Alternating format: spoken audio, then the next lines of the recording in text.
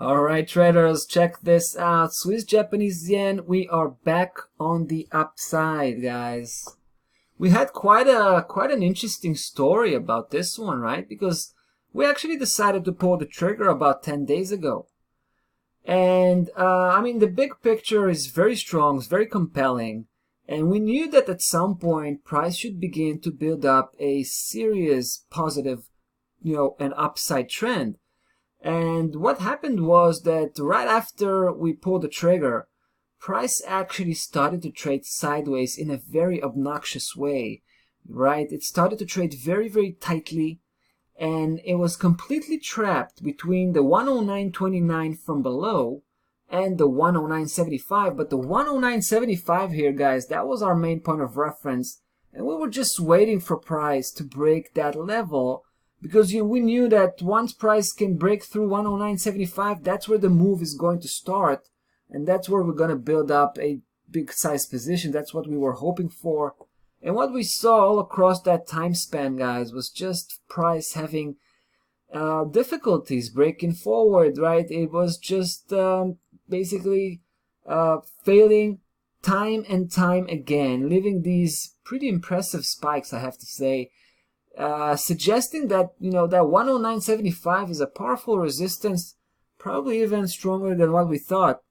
And at some point, a few days ago, price actually left that area and began to drop, right? At that point, guys, we began to lose interest, right? It felt like the Swiss Japanese yen was kind of wearing us off, right?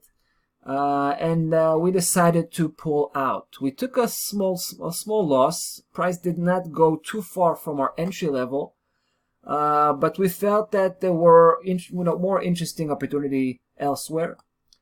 And we were wrong. That was a wrong decision to make because price did not break 109.29. We had to take that under serious consideration. And the moment when price actually pulled back all the way, that was last Thursday, right? Take a look what happened here. You can actually see it was dipping below 109.29 as if it was about to break, right? But by the end of the day, it managed to pull back all the way and close right above 109.29. What a wonderful pullback, guys. That was such a strong, indication that we're coming back up. But the truth of the matter was we were already out by that time. Now that we're watching what happened here last Friday, guys, that convinced us to come right back in. We don't want to spend precious time here. So we pulled the trigger quickly and reestablished our bullish position. And here's the reason.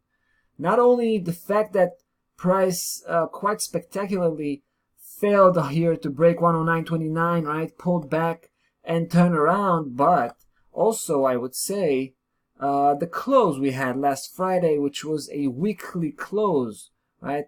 A weekly confirmation, if you will, for price coming back up and closing above. Take a look, this one. This is the big level actually. 109.52 belongs to a higher time frame setup, guys.